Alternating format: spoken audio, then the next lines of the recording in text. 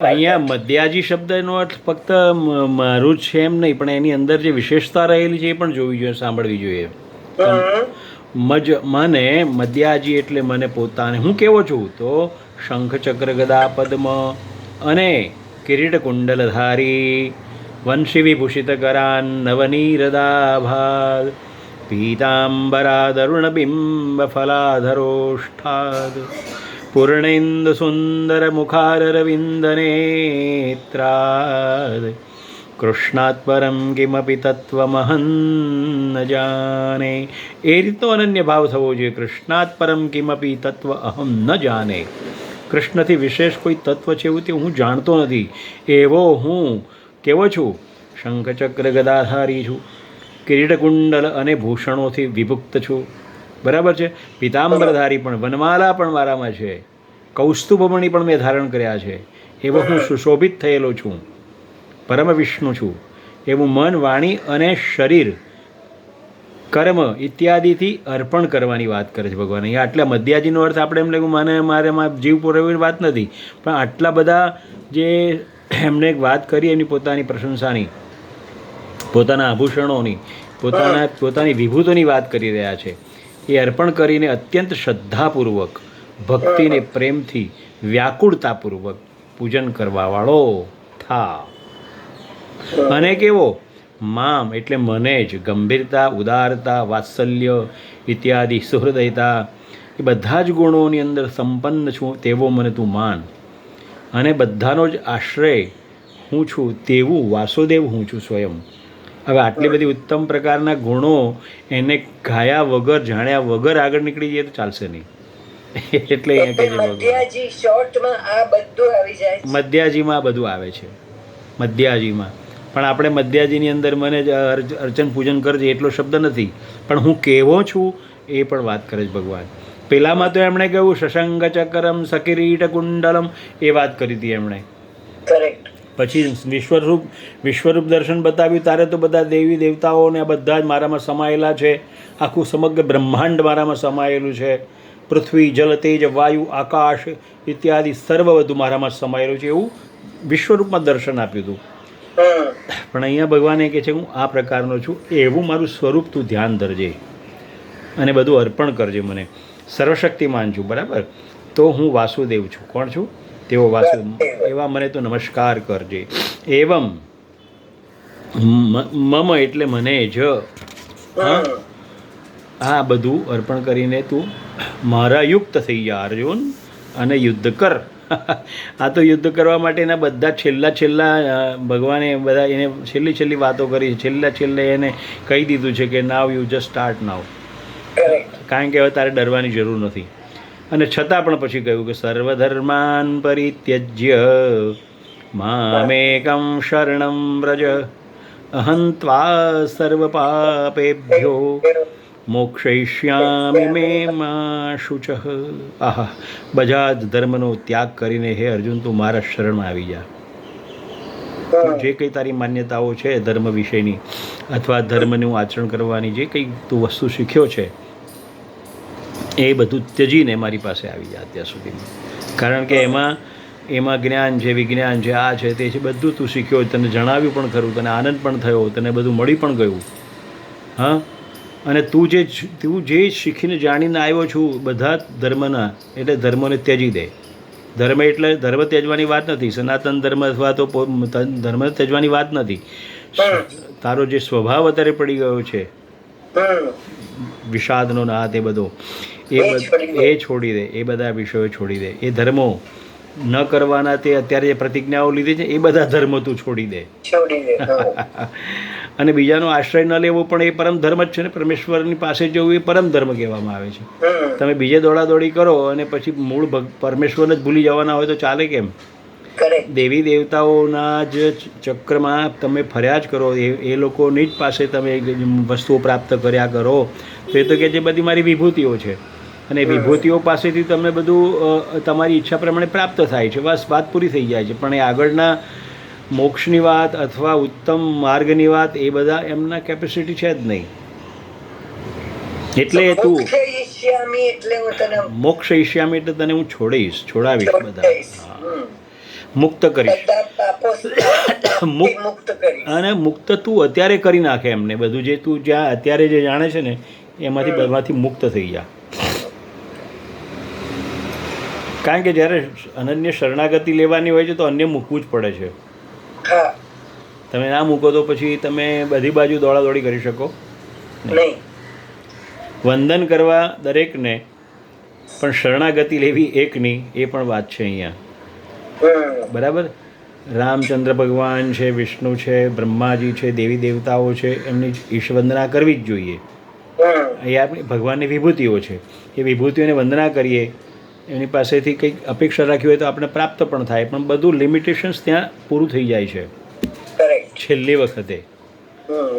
એટલે બધું છોડી દેવું પડે ઘડી. એટલે મને ત્યાગો હિ ભરતર્ષભ કહેવામાં આવે છે. જો એ ત્યાગ ન કરો તો પછી એ તો બધું તમારી પાછળ ને પાછળ આવે અને જન્માંતરના ચક્રમાં નાખવાવાળી વસ્તુઓ જ તમે માગી છે બધી અત્યાર સુધીમાં સુખી થવા માટેની.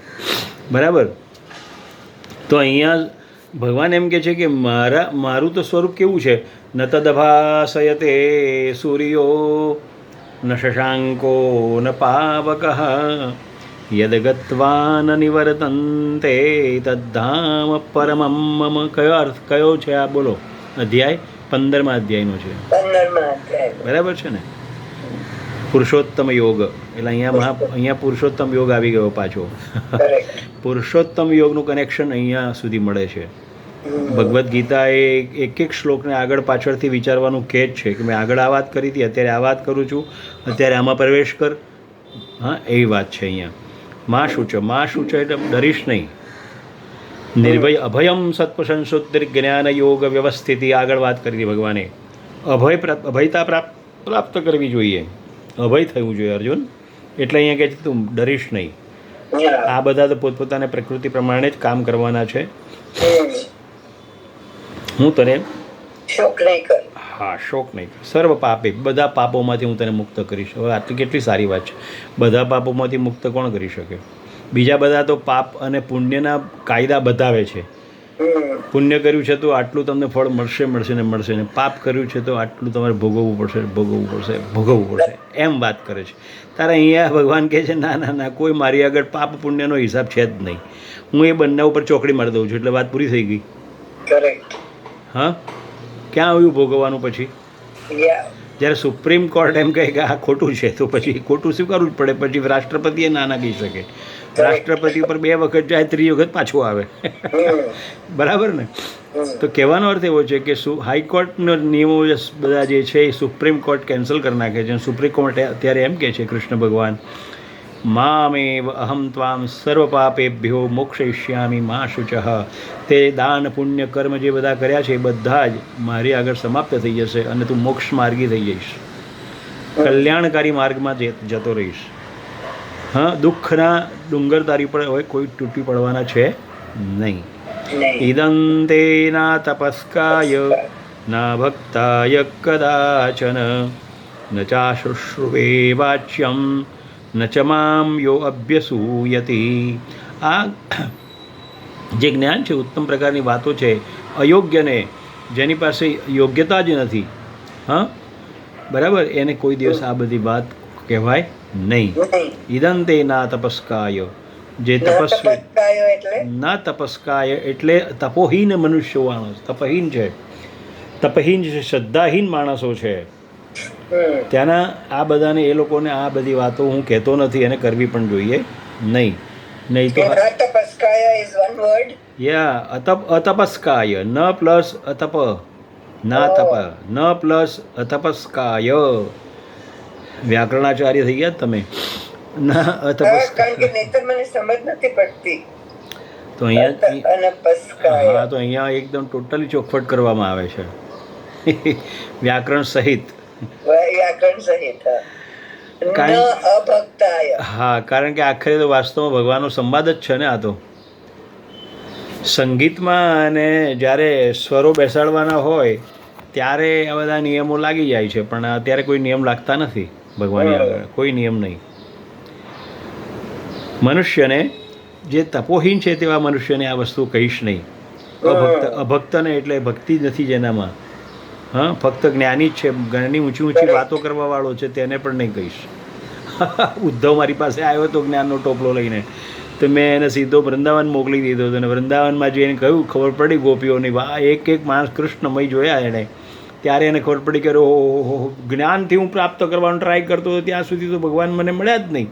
અને અહીંયા તો એને ફક્ત એનામય થઈ ગયા છે. આ તો અહીં ઉપનિષદ 101 ઉપનિષદ હાજર થઈ ગયા છે અહીંયા આગળ, બધા પુરાણો હાજર થઈ ગયા છે. વેદો સ્વયં અહીંયા આગળ એની રૂચાઓ કરી રહ્યા છે. કહેવાનો મને જ્ઞાન અને ભક્તિનો સમન્વય અહીંયા છે. ક્યાં?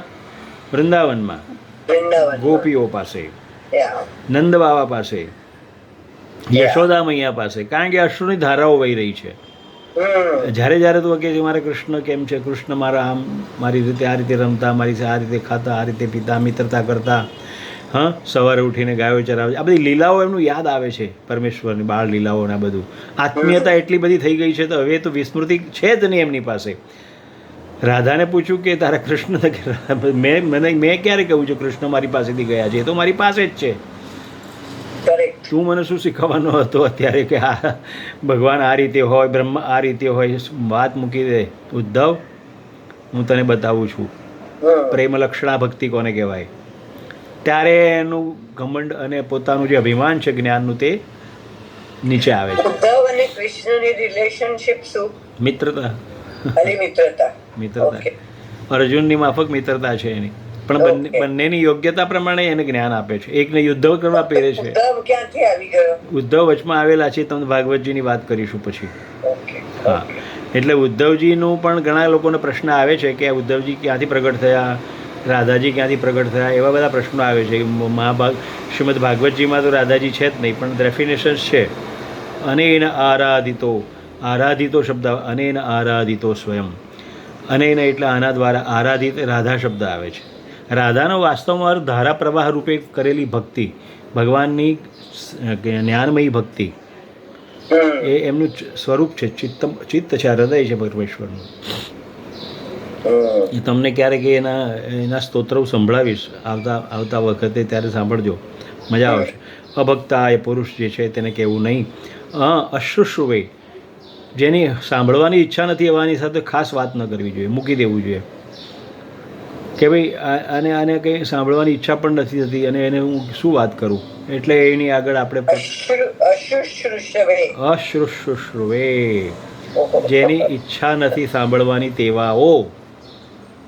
they are not interested to listen the name of the Bhagavad Gita and the knowledge of the Bhagavad Gita, tattva jnana of the Bhagavad Gita, bhakti jnana yoga, that is they are not interested. What is not known? Science, Sankhya yoga, I am not interested. એવું બધું બકબક કરતા હોય ગમે ત્યારે, ખબર ના પડે તો પણ. અભ્યસૂયતિ, નિંદા કરતો હોય તે પણ. અભ્યસૂયતિ, નિંદા કરવી. કેમ કે આપણે આમાં જુઓ ને તમે, કેટલાક ધર્મના લોકો આપણા ધર્મની નિંદા કરતા જ હોય છે, બરાબર? ધર્મ પરિવર્તન કરાવવાનો પ્રયત્ન કરતા જ હોય છે. ત્યારે પછી આ ક્રિશ્ચિયનિટી આપણા ત્યાં હતી નહીં, પણ આવી ગઈ. આપણે ત્યાં હતું જ નહીં.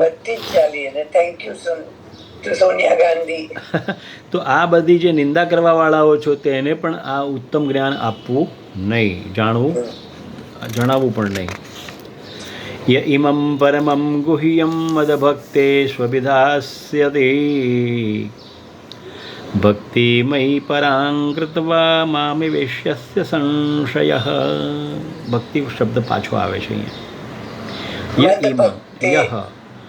ય ઇમં એટલે યહ, મયી પરામ, મારી પરમ ભક્તિ કરીને, ઇમમ હે આ પરમ ગુહ્યતમ જ્ઞાનમ જે છે શાસ્ત્ર, મદભક્તેષુ મારા ભક્તની અંદર અભિદાસ્યતિ કહેવું. અસંશય મામ એવ, મારા અભિદાસ્યતિ, મારા વિશ્વાસ કરવાવાળો હોય, શ્રદ્ધા કરવાવાળા હોય તેવાને જ વાત કરવી.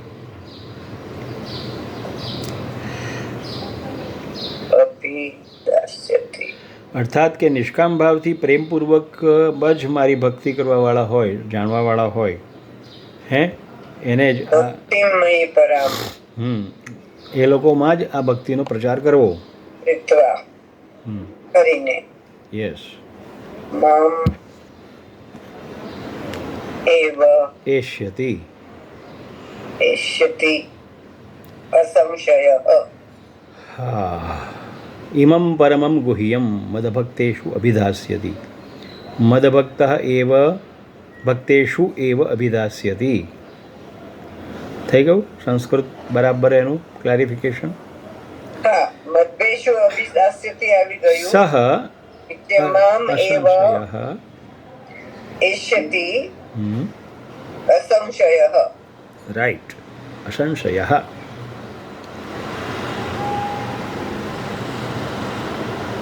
અને કેવા લોકો ન ચ તસ્માન મનુષ્યેષુ કશ્ચિન્મે પ્રિયતમઃ કૃત્તમઃ ભવિતા ન ચ મે તસ્માદન્યઃ પ્રિયતરો ભુવિ. બરાબર, બહુ સરસ વાત. ન ચ તસ્માત મનુષ્યેષુ, આ એનો અન્વય સાંભળી લો સંસ્કૃતમાં, Yeah. જે ભગવાને સંવાદ સ્વરૂપે પ્રગટ કર્યો છે. ન ચ તસ્માત મનુષ્યેષુ કશ્ચિત મે પ્રિયત્કૃતમઃ ભવિતા ન ચ મે ભુવિ. બરાબર, આ પૃથ્વી ઉપર એનાથી વિશેષ કોઈ હોઈ શકે નહીં. મારા જ પ્રિયકૃતમ, મારું જ પ્રિય કરવાવાળાઓ. એમ હવે તમે વિચાર કરો કે ભગવાનનું જ્ઞાનનો પ્રચાર કરવાવાળા હોય એને પણ ભગવાન એમ કહ્યું એ મારા સૌથી પ્રિય છે. વ્યાસજી એમને બહુ પ્રિય છે, કરેક્ટ. ઉદ્ધવજી બહુ પ્રિય છે, રાધાજી એમને બહુ પ્રિય છે. હા, પુરાણ ઉપનિષદની અંદર જ્ઞાન આપવાવાળા ઋષિઓ પણ એમને બહુ પ્રિય છે. કેમ કે મારા જ્ઞાનનો ઉત્તમ જગ્યાએ પ્રચાર પ્રસાર કરી રહ્યા છે, ભક્તોમાં પ્રસાર કરી રહ્યા છે. એટલે તો બધી ભીડ થાય છે ને કથાઓમાં. મેં એટલે મારું, પ્રિયકૃતમ પ્રિય કરવાવાળા, મનુષ્યોમાં, મનુષ્યેષુ સપ્તમી વિભક્તિ. બરાબર, કશ્ચિત એટલે દૂસરું બીજું કોઈ પણ ન અસ્તિ, મારાથી વિશેષ કલ્યાણ કરવાવાળું આ જગતમાં કોઈ છે જ નહીં અર્જુન. ચ તસ્માત મેં પ્રિયતરઃ ભુવિ અન્ય ન ભવિતા, અને આનાથી વિશેષ કલ્યાણ કરવાવાળું આ ભૂમંડળ ઉપર કોઈ પ્રગટ થશે પણ નહીં. I am the last person, I am the last authority, ultimate truth, I am giving the ultimate truth to the world, to my ભક્તા. રાઈટ, ઇંગ્લિશમાં બધા બોલે ને આવું બધું, ભક્તા, ભક્તને ભક્તા કે. એટલે કે છે કે પૂરી આનાથી વિશેષ કોઈ જ્ઞાન આપવાવાળું આ જગતમાં કોઈ છે જ નહીં અર્જુન. જો ભગવાન અવતાર લે ને તો મનુષ્યનો અવતાર લે છે ને ત્યારે મનુષ્યના ગુણોનું પાલન કરતા પણ હોય છે. એટલે મનુષ્યની જેટલી મર્યાદાઓ છે ને તો મનુષ્યની મર્યાદાઓનું પાલન પણ કરતા હોય છે. ભગવાન રામ છે એ સાક્ષાત તો અંશ છે પરમેશ્વર સ્વયં, છતાં પણ એને દુઃખ ભોગ્યું. 14 વર્ષ વનમાં પણ ગયા, સીતાજીનો ત્યાગ પણ કરવો પડ્યો, સીતાજીને રાવણ લઈ ગયો તો પણ આટલા બધા કષ્ટ તો પડ્યા છે એમને. હનુમાનજીની સેવા લેવી પડી, હા, બધા વાનરોની સહાયતા લેવી પડી, અને પછી યુદ્ધ કરવા ગયા. પોતે સ્વયં તો કરી શકતા છતાં પણ એમણે યુદ્ધ કર્યું નહીં ડાયરેક્ટ. એટલે કહેવાનો શું છે, મનુષ્ય અવતાર જ્યારે લે છે ત્યારે એમને લીલાઓ કરવી પડતી હોય છે. ભગવાન શ્રી કૃષ્ણ પણ સ્વયં બધું જ કરી શકતા હોવા છતાં મનુષ્ય અવતાર ધારણ કર્યો તો જરાસંઘથી ભાગે છે ભાઈ, અને દ્વારકા વસાવે છે. ખબર છે ને?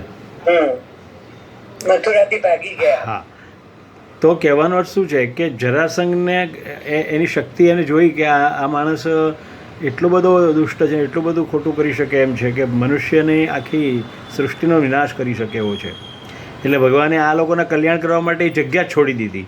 એટલે રણછોડજી કહેવાય. પછી રણ છોડ્યું હતું, રણ છોડ્યું હતું એમણે. દ્વારકાથી પણ પેલો ભક્ત એમને લઈ જાય છે ત્યારે પણ રણછોડ કહેવાય છે ભાઈ.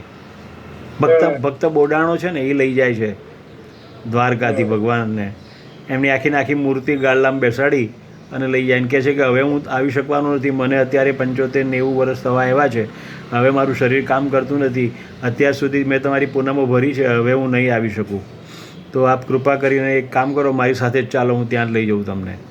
એટલે ભગવાન એની ઈચ્છા પૂરી કરવા માટે ગાલ્લામાં બેસી જાય છે અને પેલો ગાડું ચલાવે છે.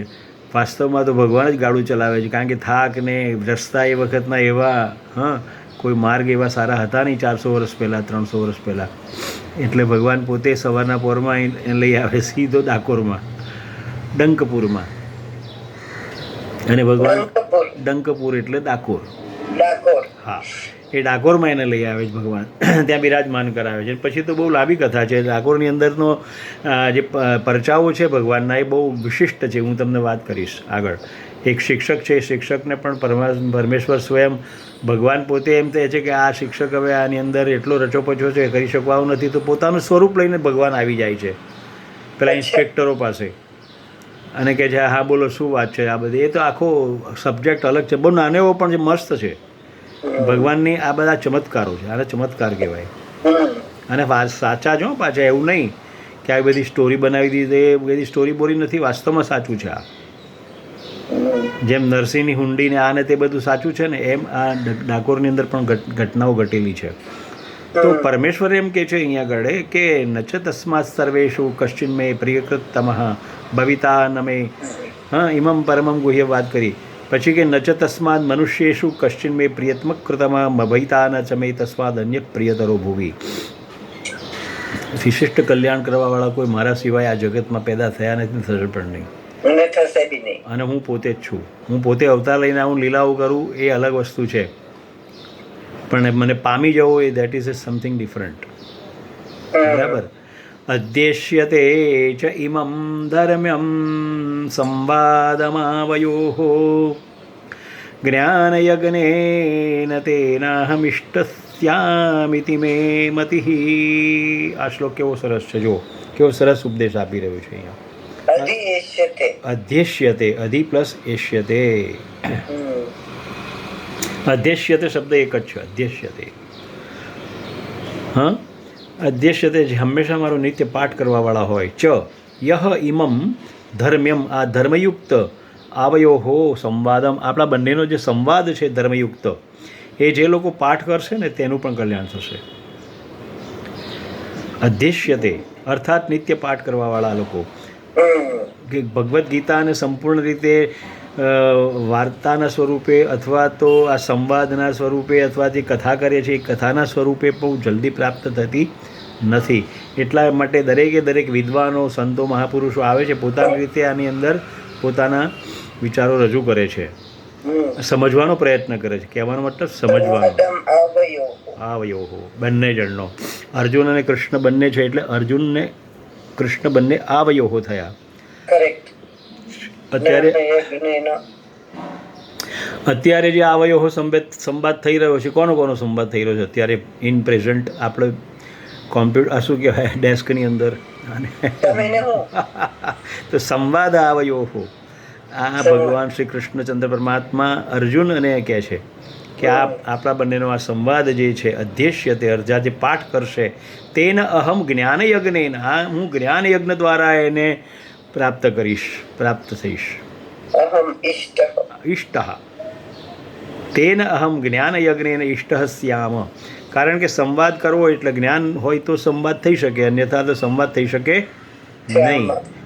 પૂર્ણ જ્ઞાનની આપણે કોઈ અહીંયા આગળ ગેરંટી કે એવું કંઈ આપણે અભિમાન કરતા નથી, પણ એમના વિષયનું જે ચિંતન મનન થઈ રહ્યું છે બંનેમાં, તે પણ એમ પરમેશ્વર એમ કહે છે કે ઉત્તમ જ્ઞાન મેં થયું કયું એ ઇતિ મેં મતિ, આ પ્રમાણે મારી મતિ છે, હું જાણું છું. મારી મતિ તું જાણ કે આ પ્રકારની કોઈ જ્ઞાન યજ્ઞથી મને પ્રાપ્ત કરવા માંગતો હોય તો ફક્ત પાઠ કરશે અને સંવાદ સાંભળશે, મારો સંવાદ કરશે તો પણ એ જ્ઞાન યજ્ઞ મારો કરી રહ્યો છું તેવું હું માનીશ.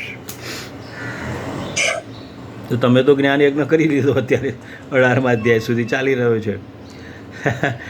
શ્રદ્ધાવાન અસૂયશ્ચ શૃણુયાદપિ યો નરઃ સોપી મુક્ત શુભાન લોકાન પ્રાપ્નુયાન પુણ્યકર્મણામ. જો જે પુરુષ શ્રદ્ધાયુક્ત થઈને દોષ દ્રષ્ટિ છોડીને, અનસૂય એટલે દોષ દ્રષ્ટિ મૂકીને સાંભળશે, હા, સહ અપી, સહ એટલે તે પણ, અપી મુક્ત પુણ્યકર્મણામ શુભામ લોકામ પ્રાપ્નુયાત પ્રાપ્ત થશે. શૃણુયાદ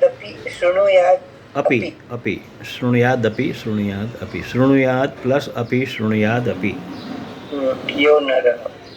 યો નરઃ જે વ્યક્તિ શ્રદ્ધાવાન થઈને,